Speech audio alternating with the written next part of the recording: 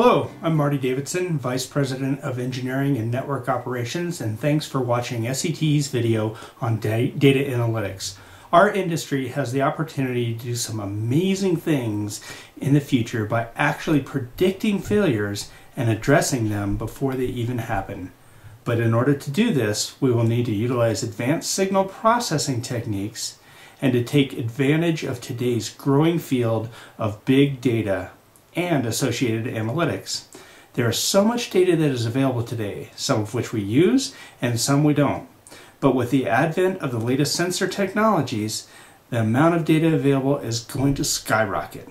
This will present operators with unprecedented visibility and centralized control of their networks. Before we get too far, let's start with some basics: time series analysis. A typical procedure for time series analysis includes the steps shown here.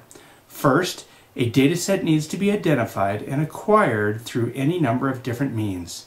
Typically, a continuous time series is sampled to provide a discrete time series that then can be used in processing and analysis. One must take care in acquiring data to ensure it is representative of the original continuous time series. There are three major factors that can impact the quality of a discrete time series. One, the sampling rate used, which should be twice the highest frequency component according to the Nyquist sampling theorem. Two, the number of samples taken. And three, the amplitude resolution.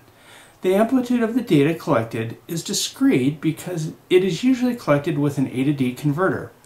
If you don't have fine enough amplitude resolution, quantization errors can occur.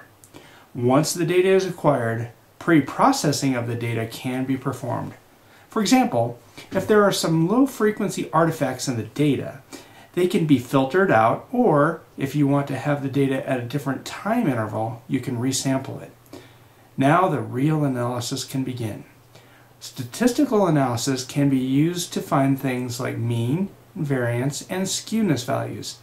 You can also identify hidden periodicity characteristics, locate and remove certain frequency components, or describe a relationship between two series of data through correlation and spectral analysis. Finally, you can create powerful models to predict performance based on the estimation process. Let's move on and take a look at data mining models.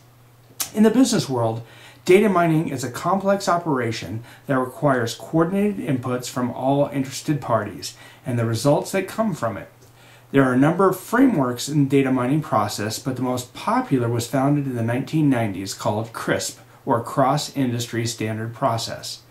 As you can see in this slide, there's a direct correlation between understanding the needs of the business and understanding the data. The relationship must be well thought out, or the results from this process will be less than desired. Preparing the data is also a crucial step. The old adage, garbage in is garbage out, is true with a capital T in data mining applications. But once we have a quality data set, the real fun begins by creating a data model and validating it. Easy to say, but this stage involves a complex process of evaluating the core predictive data mining techniques such as boosting, voting, averaging, stacking, generalization, and combining predictions from multiple models. Once the appropriate model has been vetted, it can be deployed and new data can be applied to it so that new predictions can be generated, and then a continual process improvement effort can be implemented.